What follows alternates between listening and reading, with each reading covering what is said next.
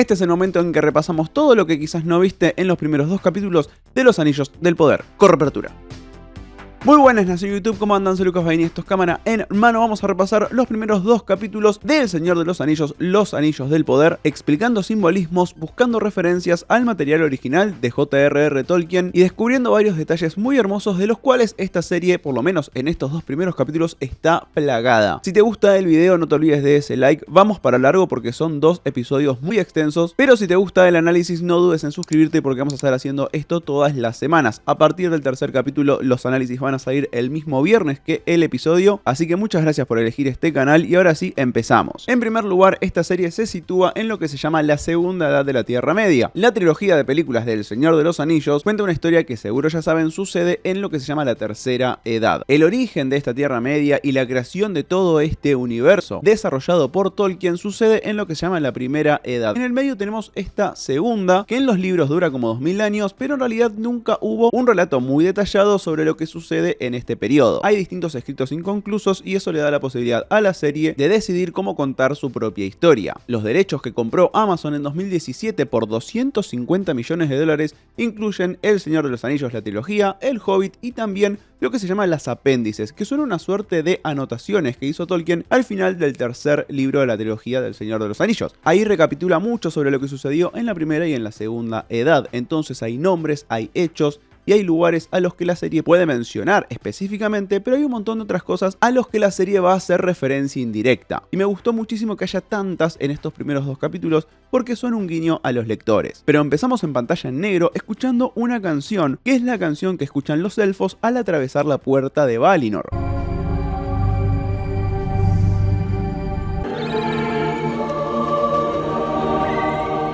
Así que eso es lo que nos propone la serie, ser los primeros en llegar a este paraíso. Escuchamos a la protagonista de esta historia, Galadriel, mencionando que al principio no había ocaso, haciendo referencia al inicio del mundo creado por Ilúvatar, así como se llama el máximo creador, dios de todo este mundo de la Tierra Media. Al principio solo había luz y eso es algo que se establece en el Silmarillion, el libro que escribe Tolkien para hacer como una especie de libro de génesis de todo este universo. Valinor entonces es la cuna de este mundo creado por Ilúvatar, donde aparecieron los primeros elfos y donde la vida echó sus primeras raíces. Valinor también es ese lugar al que los elfos de acá en más van a volver si es que se les concede tal honor. Por supuesto, también hubo otros honrados en recibir este regalo por fuera de la raza de los elfos, como por ejemplo Bilbo y Frodo Baggins y el mismo Sam al final de una vida súper próspera. Acá conocemos a una mini Galadriel que está haciendo un barco de papel que no solo va a flotar, sino que va a navegar. Y vemos cómo el barco se convierte en un cisne, animal que es influencia en los barcos de los elfos, como vemos más adelante en el episodio. Cuando entra en la ecuación la piedra que lo hunde, el barco se convierte en un simbolismo del viaje que tendrá Galadriel por delante, la cual también se relaciona con la enseñanza que le dará a su hermano. El barco flota porque ve hacia adelante. Puede estar tentado por la oscuridad del fondo del mar, pero a diferencia de la piedra, sigue avanzando. Esa es una pelea que la misma Galadriel va a tener en su búsqueda por Sauron, y miles de años en el futuro, sabemos que pudo aprender a dejar la lucha para alguien más y asistir a una comunidad desde otro lugar, pasando así a convertirse en alguien que no solo flota, sino que navega. Conocemos entonces al hermano de Galadriel, que aunque no lo mencionan en los títulos, se confirma que es Finrod. Él tuvo un rol muy importante en la Primera Edad, luchando contra el primer Señor Oscuro que vamos a conocer más tarde, que es Morgoth, y de hecho también es quien le obsequió a Barahir su anillo, el mismo que lleva Aragorn muchísimos años después. Cuando seguimos al hermano de Galadriel nos encontramos con Valinor en todo su esplendor, y los 2 árboles que proveen de luz a este mundo, los cuales tienen nombre y son pero muy importantes, sobre todo en el génesis de la creación de la vida. El dorado es Laurerin y el plateado es Telperion. En la serie no los pueden nombrar porque no tienen sus derechos, pero sí, son ellos, y ambos son consumidos por la corrupción del ángel caído llamado Melkor. En los libros nos cuentan que lo primero que crea Ilúvatar, el dios creador, es esta serie de seres que vendrían a ser como los ángeles. Uno de ellos empieza a corromperse y es este ángel caído que representa a Lucifer y se llama Melkor. Después su nombre va a cambiar a Morgoth, que es el que conocemos en la serie.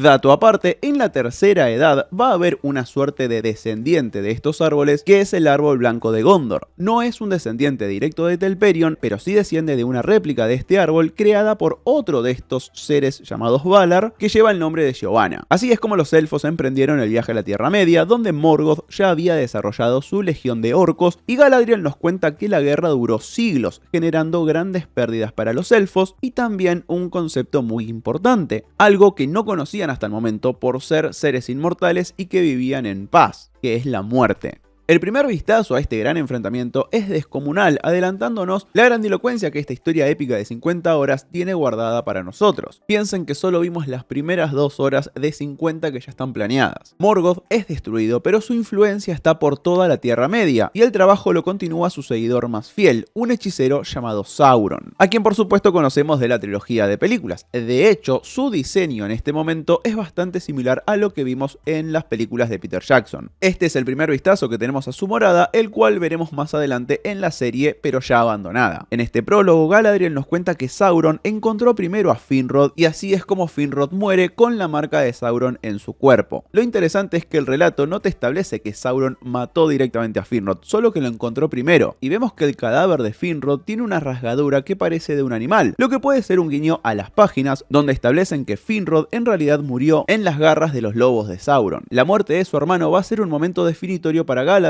que toma su lucha como propia. Según Morfydd Clark, la actriz que interpreta a Galadriel, el principal motor en su obsesión es la culpa que siente por no haber estado ahí con su hermano, y eso se va a ver en los primeros 2 capítulos. Galadriel acá no es la soberana que vimos en El Señor de los Anillos, es una guerrera impulsiva con fallas y con miedos. Su búsqueda por Sauron atraviesa siglos hasta que el prólogo por fin nos deja en Forodwaith, el límite norte de la Tierra Media, donde nos encontramos con ella liderando una legión de elfos ya cansados de buscar, perdiendo la fe de que Sauron de verdad sigue existiendo. Vemos que ella no solo lleva la daga de su hermano, sino también la que puede ser su espada. El diseño de esta y de todas las espadas de los elfos en esta compañía nos recuerda a Narsil, la espada que destruyó la forma física de Sauron en esa batalla que termina marcando el final de la Segunda Edad. En los libros se establece que el norte fue consumido por el frío de la fuerza de Morgoth, a lo cual la serie hace referencia con las antorchas calentando casi nada ya cuando están en la guarida abandonada. Mientras exploran el lugar, se encuentran con el cadáver de un orco hundido en la pared, a lo cual Galadriel menciona que es efecto de los poderes del mundo invisible. Y esto es importante porque en los escritos de Tolkien, este mundo invisible es un plano paralelo lleno de monstruos, brujería y poderes, con los que el anillo único se relacionará directamente. Acá estaríamos viendo el origen de la magia de ese anillo único, y Galadriel descubre que Sauron efectivamente estuvo ahí al tirar agua sobre esta superficie, que parece muchísimo ser un yunque, y se devela la marca de Sauron, esa misma que lleva la espada que el pequeño en las tierras del sur va a encontrar. Y ahí podemos tener una pista muy grande de lo que es esta espada en realidad, que para mí es como una especie de prototipo que Sauron creó para canalizar esa magia en el mundo invisible.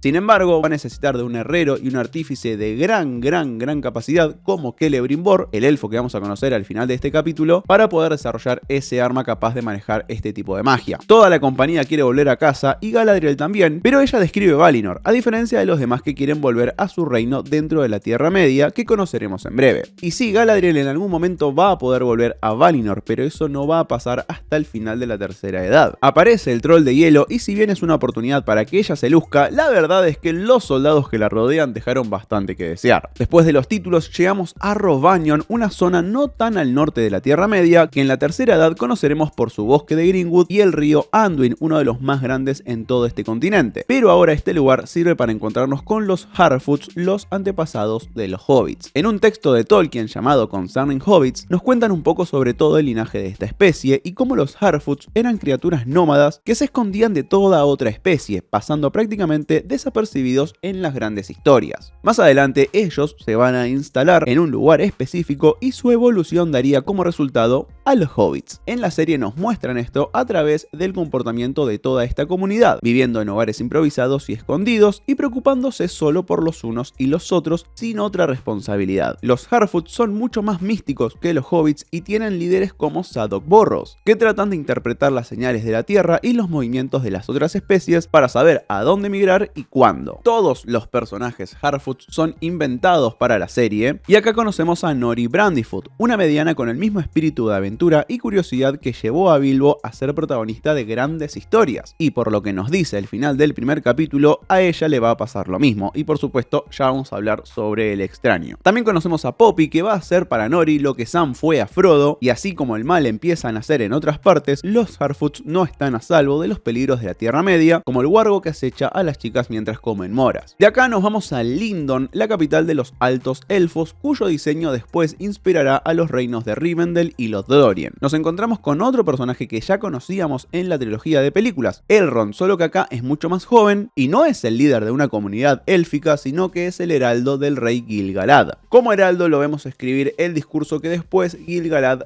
va a dar más tarde en el capítulo. Acá le informan que no se le permite asistir al consejo porque está reservado solo para señores elfos. Y eso puede significar que Elrond todavía no está en ese nivel de político o que su linaje no se lo permite, porque Elrond en realidad no es 100% elfo, sino que tiene un linaje mezclado con los hombres. A diferencia de Galadriel, él no nació en Valinor, sino que lo hizo en la Tierra Media y es un descendiente de una pareja histórica en el imaginario de Tolkien que son Beren y Lúthien. De hecho, más adelante la serie va a hacer una referencia a este amor prohibido entre elfos y hombres cuando el compañero de Arondir le recuerde que solo 2 veces en la historia se produjo una pareja de este tipo. Elrond y Galadriel se encuentran frente al mural que representa el regreso de los elfos a Valinor y nos empiezan a mostrar una de las relaciones que marcarán este capítulo y la temporada, porque ese es el foco emocional que tenemos como público, las relaciones. Elrond y Galadriel, Arondir y Bronwyn, Nori y el extraño son lazos que terminarán por hacer que de acá en adelante estos personajes crezcan en nosotros. Conocemos a Gil-galad, el rey de Lindor y de los elfos, y me gustó muchísimo un detalle que comentó el actor Benjamin Walker. Es sobre los anillos que lleva Gil-galad. Con la mano abierta representan cierta paz como los que puede llevar un papa, pero al cerrar el puño, estos anillos se convierten en un arma y es un simbolismo de la dualidad que tiene este personaje. En este inicio lo vemos muy calmo y nos vende una supuesta paz, pero en la charla privada con Elrond nos damos cuenta que en realidad está jugando un juego de ajedrez mucho más largo. De hecho, es el primero que va a ver ese futuro oscuro que se avecina. Y hablando de Gil-galad, aunque su aparición fue breve, este es otro personaje que también vimos en la trilogía de películas en el prólogo durante la guerra de la Última Alianza. La paz se festeja con fuegos artificiales más espectaculares que los que Gandalf llegó al cumpleaños de Bilbo, pero para Galadriel no hay mucho que festejar, porque tiene esta duda de seguir órdenes y volver a Valinor o seguir en la búsqueda de Sauron. Elrond la encuentra en los árboles tallados con grandes guerreros caídos y una de ellas parece ser Lúthien con su perro Juan. Lúthien, como les dije, es una de las antepasados de Elrond y además es mitad elfa y mitad Maiar, el nombre que recibe la especie de seres como Gandalf. Nuevo, creo que la serie no tiene los derechos sobre su nombre y por eso nos lo dejan como una referencia y no mucho más. De acá nos vamos a las tierras del sur, donde vamos a conocer a la última de las parejas de este capítulo, que son Arondir y Bronwyn. Este pueblo es parte de una zona en la que los hombres fueron corrompidos por Morgoth desde muy temprano y lucharon por él. Por eso, a pesar de haber pasado cientos de años, los elfos siguen dando patrullas para ver cómo crecen y se desarrollan, atentos al menor indicio de putrefacción. Y eso es justamente lo que empieza a encontrar Arondir, primero con la vaca y después con los campos hacia el este. Nos presentan un poco más de la relación entre Arondir, interpretado por el puertorriqueño Ismael Cruz Córdoba, y Bronwyn, interpretada por Nazanin Boniadi, y qué bueno es ver a Nora, la ex de Barney Stinson, en estos lugares. Como dijimos antes, su compañero Medor le dice que solo 2 veces en la historia se produjo el amor entre humanos y elfos. Una es Beren y Lúthien y la segunda a esta altura serían Tuor e Idril, otra pareja de la primera edad. Más adelante, en la tercera edad, vamos a ver que va a haber otra pareja entre un hombre y una elfa. Obviamente estamos hablando de Aragorn y Arwen. Y hablando de otros guiños a la trilogía, uno de los tipos que está en la taberna se llama Treadwell y es interpretado por Peter Tate, que en la trilogía del Señor de los Anillos interpretó a uno de los orcos llamado Shagrat. Llega la noticia de que la paz reina y así es como los elfos deben abandonar sus puestos, pero Arondir se suma a Nori y a Galadriel en su impulso de desafiar órdenes directas y aventurarse a una búsqueda.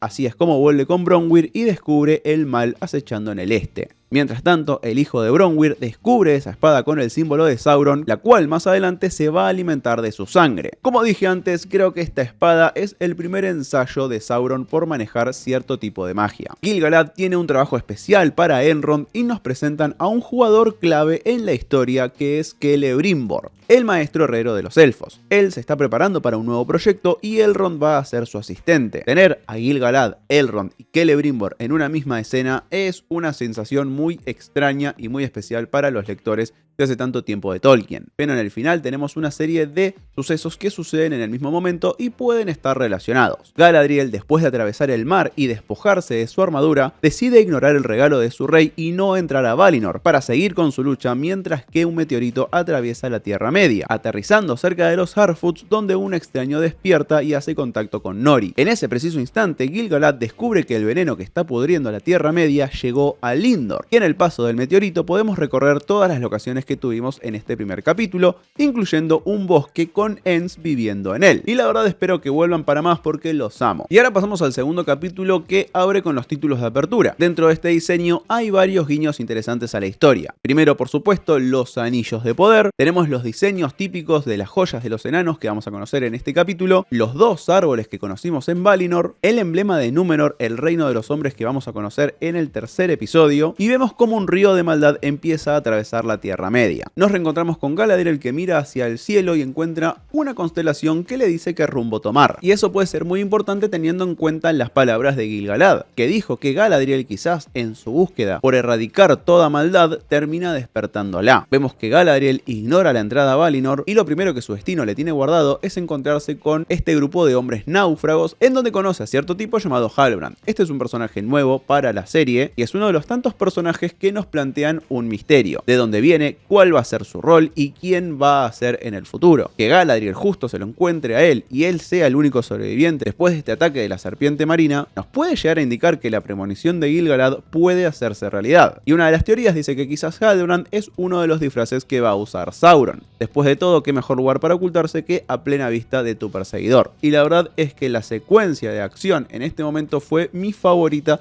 de todo el capítulo, junto con la del orco que vamos a hablar más adelante. Ese movimiento entre arriba y abajo del agua sin ningún tipo de cortes hace que sientas que estás dentro de toda esta secuencia. Halbrand y Galadriel tienen que atravesar una tormenta en el medio de la noche y ella termina hundiéndose en el mar hasta que él la salva con la daga de su hermano. Y ese es el primero de los momentos que se van a hermanar a lo largo de este capítulo y vamos a hablar más adelante. Porque ahora es tiempo de hablar de todo lo que sucede con Nori y el extraño. Acá vemos que Nori interpreta la llegada de este extraño como una señal del destino y que ella lo tiene que ayudar. Esa es su misión. Poppy no está del todo segura, pero Nori establece una cercanía que puede ser muy importante con este ser. Con los créditos de la serie estableciéndolo como el extraño, es obvio que se plantea como uno de los grandes misterios de la temporada. En los libros no se especifica quién es, así que el cuento está abierto a teorías. La que más se repitió desde el estreno a esta parte es que este tipo va a ser Gandalf. ¿Por qué? Primero por su relación con el fuego. En los libros y sobre todo en la interpretación de Peter Jackson en las películas, vemos que Gandalf tiene una relación particular con el fuego. Utiliza varias habilidades de este tipo y de hecho en su discurso frente al Balrog incluye un lazo directo con él. Esto se debe a que en la tercera edad Gandalf tiene un anillo llamado Narya, uno de los 3 anillos de los elfos, que lo relaciona directamente con el fuego. Por otro lado, el hecho de que después de su llegada el primer ser con el que hace contacto sea un antepasado de los hobbits, nos explicaría por qué después, en los hechos de la tercera edad, en El Señor de los Anillos, Gandalf tiene una relación tan cercana con los hobbits y está lleno de confianza en esta raza. Y por último, Gandalf pertenece a esta raza llamada los Maiar, que son enviados por los Valar, estos ángeles que les dije antes, a la Tierra Media cuando ven que el mal se está despertando. Si nos vamos a poner puristas con los libros, Gandalf no llega hasta bastante avanzada la tercera edad, así que no podría ser él si vamos a respetar los tiempos. No creo que eso sea un impedimento para que este tipo realmente sea Gandalf, pero para mí en realidad estamos viendo a otro tipo de Maiar. Sí, es una especie de Gandalf, pero no es Gandalf. Y me gustaría que la relación con Nori a lo largo de esta temporada sea clave para ver de qué lado va a estar este ser tan poderoso como Gandalf. si va a estar del lado de la luz o va a ser corrompido por Morgoth. No sé si saben, pero hay mayas, hay magos que se corrompen y se convierten en otros seres, unos seres que estoy seguro conocen y recuerdan de la trilogía del Señor de los Anillos, que son los Balrog. ¿Se acuerdan de ese bicho gigante de fuego con el que pelea Gandalf? Bueno, es un hechicero de la misma clase, solo que pasado hacia el lado oscuro. Entonces, si termina siendo Gandalf o no, creo que lo importante acá es la relación que pueda desarrollar con Nori, que por cierto, esta relación está sumamente inspirada en películas como El Gigante de Hierro o E.T., dicho por los productores de la serie, en donde una joven de un espíritu súper puro hace contacto con un ser extrapoderoso y a través de su sensibilidad hace una conexión que todos los demás no pueden. Por cierto, en esta escena en donde el extraño y Nori comparten un almuerzo, el caracol que está comiendo ella está hecho con el mismo sabor de los ositos de gomita y el caparazón que está comiendo él está hecho de chocolate, según contaron los actores en la entrevista. Y ahora nos vamos a Eregion porque es tiempo de seguir la historia de Elrond, Celebrimbor y los enanos que conoceremos en este capítulo. Acá descubrimos el martillo de Fëanor, quien fue el mayor artesano en la historia de los elfos. Él crea los Silmarils, que son estas 3 gemas que brillan con la misma luz de los árboles. En la serie muestran su potencial poder en la frase de Celebrimbor sobre Morgoth, quien después de robar estas gemas pasó mucho tiempo solo admirando su belleza y casi son capaces de transformar al Señor Oscuro. Celebrimbor entonces está obsesionado con crear algo que tenga ese nivel de poder. Por supuesto, lo que nos adelantan es que esta obsesión lo va a llevar a crear los anillos de poder, en donde en esta forja que tiene que construir para antes de la primavera. Y eso es importante, porque ¿por qué tendría que hacerlo sí o sí antes de la primavera? Él es el rey de este lugar y no cualquiera le puede terminar dando órdenes. Si hay alguien detrás de Celebrimbor poniendo una fecha límite, vamos a tener que descubrirlo en los próximos capítulos. Elrond entonces se da cuenta que necesita una mano de obra más especializada y así es como va a ir en búsqueda de su amigo Durin en el reino de Khazad-dûm, esa gran ciudad bajo las montañas también llamada las Minas de Moria que conocimos en la primera película del Señor de los Anillos. Solo que ahí vimos las ruinas. En esta entrada vemos el esplendor de Khazad-dûm, el verdadero poder de los enanos. Vemos grandes salones, joyas, cultivos escalonados como los incas y exploramos toda esta relación especial que la raza tiene con la piedra. Primero con el ritual que Elrond invoca para poder entrar a la ciudad y segundo en una frase muy importante que dice la princesa Disa, la esposa de Durin. En la mesa establece que las enanas le cantan a las piedras para saber en dónde están las gemas, en dónde minar y sobre todo en dónde no molestar a la piedra. Y eso es muy importante porque más adelante los enanos no van a hacer caso a dónde no molestar y así es como despiertan un Balrog dormido. Si ese error fue solamente por no prestar atención o por ambición, creo que va a ser algo que descubriremos más adelante en esta temporada. En el duelo con Elrond, el príncipe Durin menciona a Aule, que es uno de los Valar y es algo así como el ángel de la forja, de la creación y quien se dice creó a los enanos. De acá tenemos una escena muy íntima y me parece muy bien desarrollada que es la de Durin y Elrond, en donde podemos ver las diferencias de percibir el tiempo de cada una de las razas. Pasaron 20 años desde la última vez que se vieron, para Elrond fue un abrir y cerrar de ojos, mientras que para Durin representó una buena parte de su vida. Aunque quizás 20 años no es tanto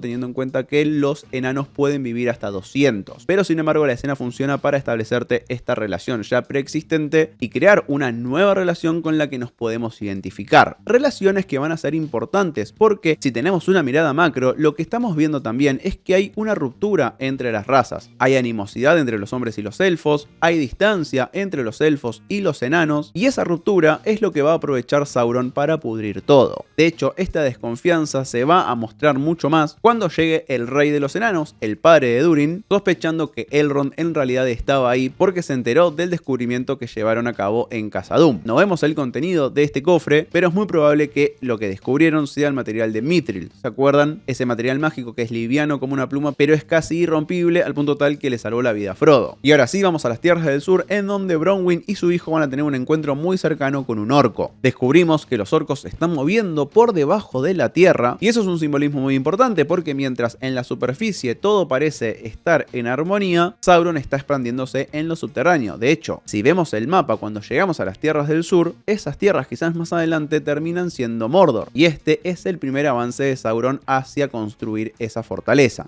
En estos túneles es que es secuestrado Arondir, no sabemos hacia dónde va a ir, ni tampoco quién se lo llevó. Y más allá de eso, lo que me gustó en esta secuencia y en la pelea con el orco, es que el director Juan Antonio Bayona, director de estos dos primeros capítulos, puede mostrar un poco de su habilidad con el terror. A lo largo de los dos primeros capítulos, Bayona hace uso de su sensibilidad para la fantasía, su facilidad para establecer relaciones entre un joven y algo mágico, y también la mano para crear climas de terror, como lo hemos visto en El Orfanato. Pero para cerrar este capítulo les había dicho que había simbolismos que son hermanados durante todo este episodio, y tienen que ver con la daga dorada brillando en el fondo del mar, el árbol brillante que representa la amistad entre Elrond y Durin creciendo en la oscuridad debajo de la montaña, y las luciérnagas brillando entre Nori y el extraño en el medio de la noche. Esto nos establece que así como crece la oscuridad, algunos individuos están rodeados de luz y es la esperanza de la Tierra Media. Todo un mensaje que es 100% afín a la obra de Tolkien y su inspiración original de convertir los horrores vividos en la guerra en una fantasía épica. Y después de un montón de tiempo terminamos este video. Perdón por subirlo tarde, quería hacerlo bastante completo y no fallarles, pero a partir del tercer capítulo, el viernes sale el episodio y sale el análisis como lo tenemos acostumbrados en este canal. Por eso te digo muchísimas gracias por el like y por eso te digo también suscríbete, así nos vemos semana a semana en la Tierra Media. Sin más,